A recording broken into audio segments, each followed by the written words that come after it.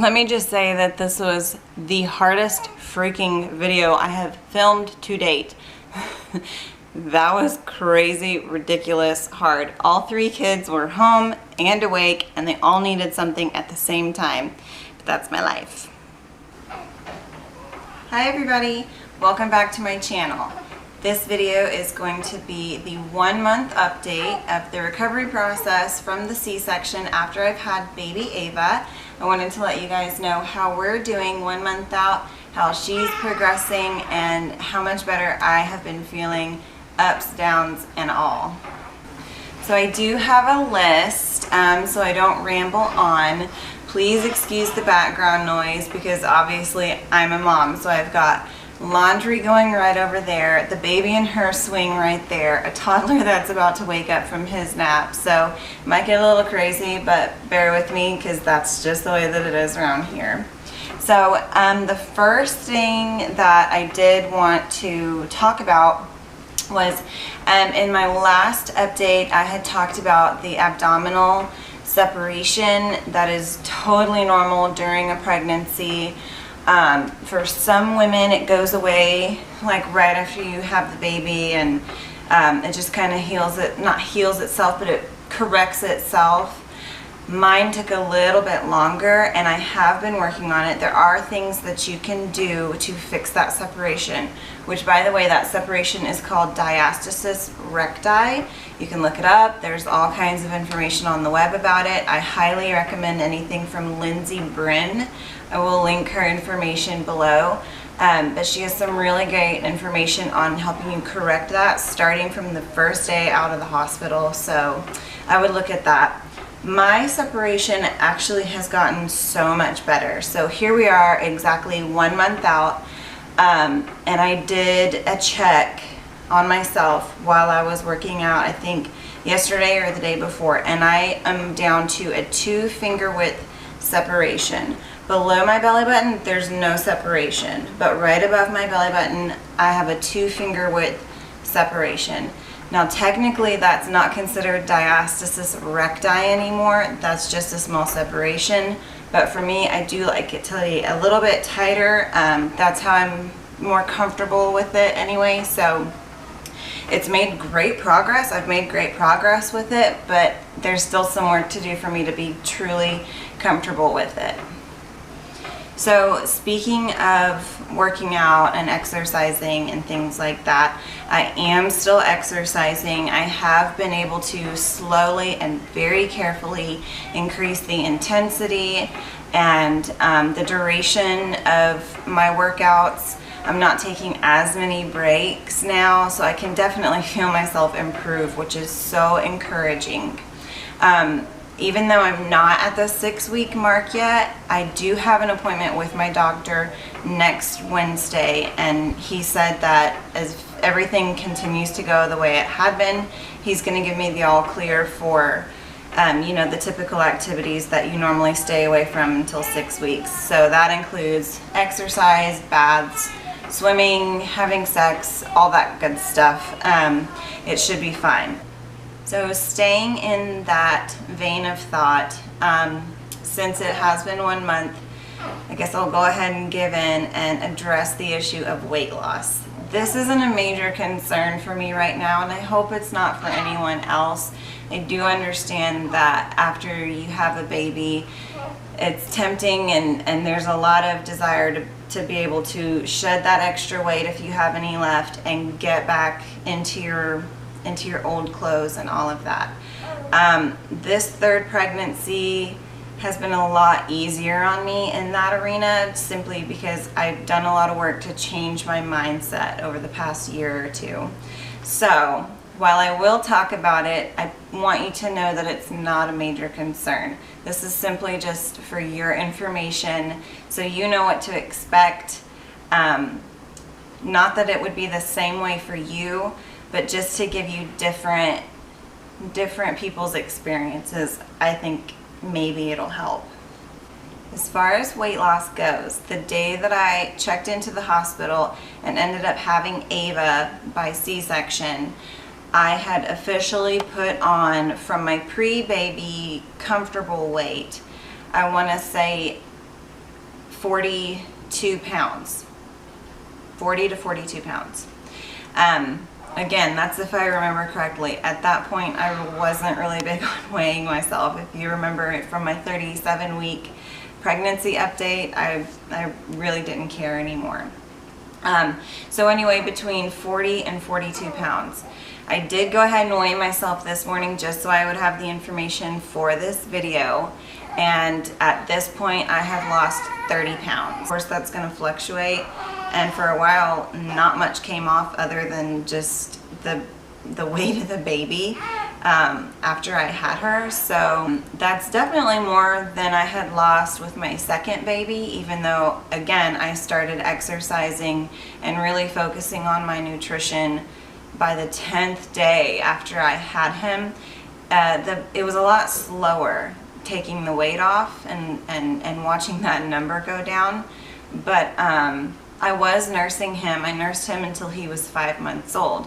With Ava, unfortunately, I had to stop nursing her and my milk has completely dried up.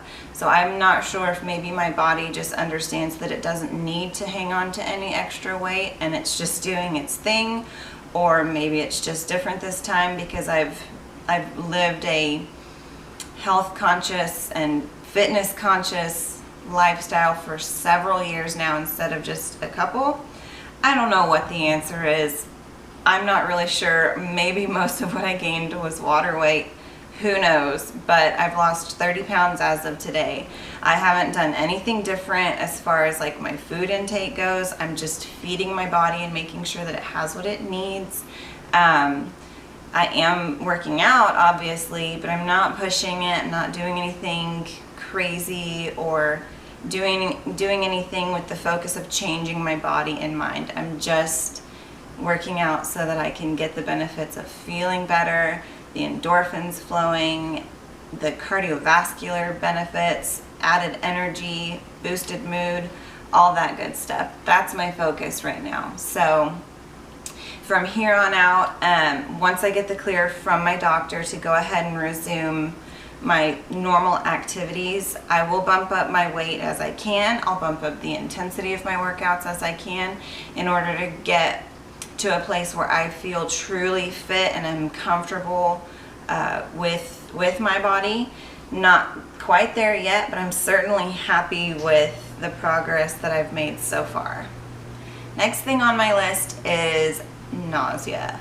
There were several days when I felt so sick to my stomach. It was horrible. In fact, after my last update, I want to say it was after my 3-week postpartum update, I had talked about that. I was feeling fine, blah, blah, blah. And literally that evening, I think I had already even posted it.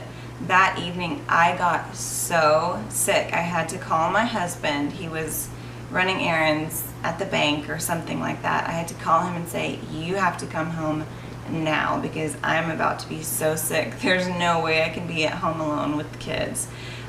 So he rushed home and I just had to go to bed. It was awful. I also mentioned in my last update that I was surprised that the bleeding wasn't nearly as bad this time as it was with my vaginal deliveries. This time it's been much lighter, much less, and around just after the 3-week mark, it completely stopped, and I was so excited because I didn't have to wear like any kind of particular underwear or panty liners or anything like that, and I was like, yay, I have some freedom again. Nope, that only lasted like 2 or 3 days, I think, and then it started again. So that sucked because I really thought it was done, and apparently it wasn't. So still happening. My appetite has come back full force. I'm hungry like all the time, pretty much. Again, it's weird because normally, for me anyway, it's the opposite. When I'm nursing a baby, I'm starving all the time, and then once I stop, the appetite slowly starts to go away.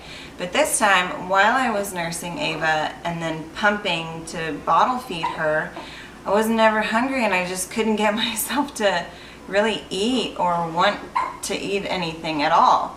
But now that I've stopped and my milk is gone, I'm starving all the time.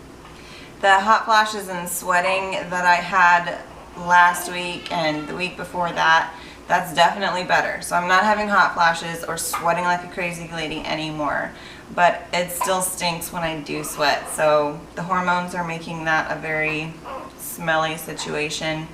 Thankfully, it's mostly just after I work out and I can shower immediately, but dude, it's so stinks. The last time I checked in with you guys on my recovery process, the mastitis was still an issue. So my doctor did go ahead and start me on an antibiotic to clear up the infection, as well as birth control so that it could start drying up my milk. It was supposed to take several weeks for that actually to dry up my milk.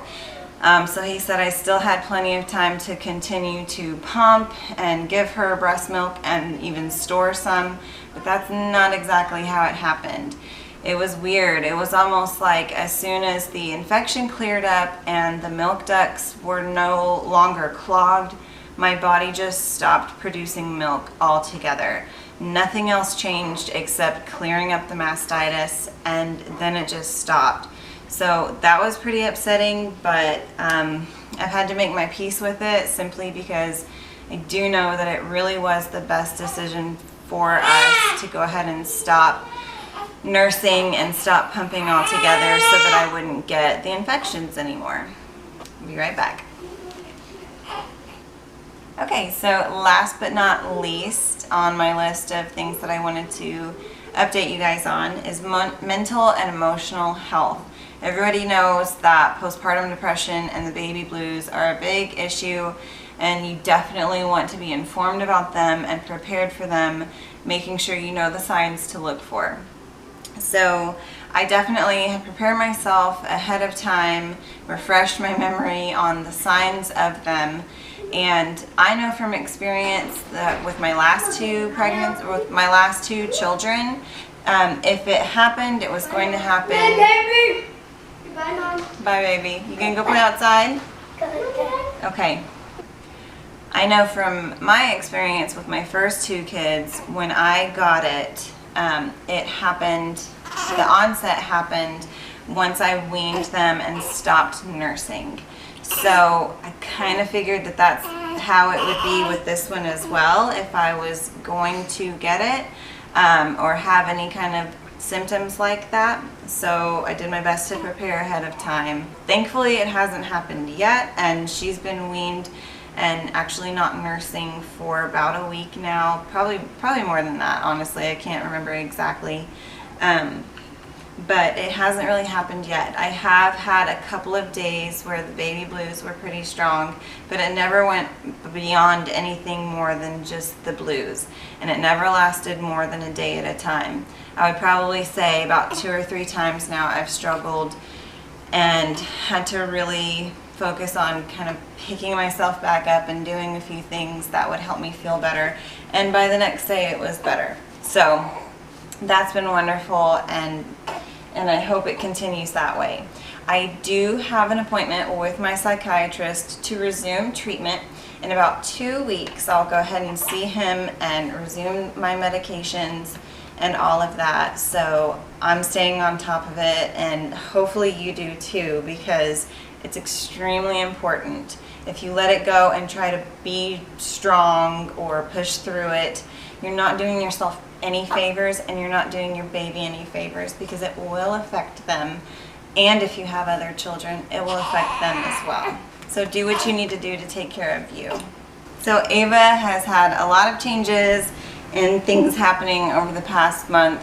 She's gotten bigger, obviously. She's put on a good amount of weight now that she's getting full with her feedings. A lot of times she'll take between 4 and 6 ounces at a single feeding, so that's quite a bit, and it's pretty awesome when that happens, because then she gets really full, and I love to see how content she is when she's got a full tummy like that. She's no longer wearing her newborn size clothing. She's in a 0 to 3 month size. And I don't know exactly how much she weighs now, because we don't have another appointment with her pediatrician scheduled until she's 2 months old. So as far as her sleep goes, she does sleep for 2 to 3 hours straight. Not always. Sometimes she'll wake up after an hour because she'll want a little bit more to eat, or need to be burped, or need a diaper change, something like that. So throughout the night she'll wake up sometimes 4 times. Usually it's around 11, 1 or 2, and then 4 or 5, and then finally at 7. So she's doing really, really well, and we're excited to keep watching her as she hits these milestones. The other day she even smiled at me. It was so sweet. It wasn't one of those newborn like gassy smiles. I'll take those anyway, but this was an actual response smile. 2 mornings in a row. Once we had woken up for her final morning feeding, I started talking to her, and she looked at me and gave me the biggest grin and showed off her dimples. So that's happened a couple times now, and it is the best feeling in the world. Okay, so now I will show you guys my belly. Again, you can't even really call it that anymore because there's no belly left. It's just what's left of me after the pregnancy. Okay, so now I'll show you guys what I look like 1 month after having the C-section. I am definitely still wearing a lot of my maternity clothes. These are not maternity shorts, but they are just bigger shorts that I bought before I got pregnant. So this is what it looks like 1 month after my C-section. Okay, so that's it for the 1 month postpartum update. I hope you enjoyed it, and I hope the information was helpful for you.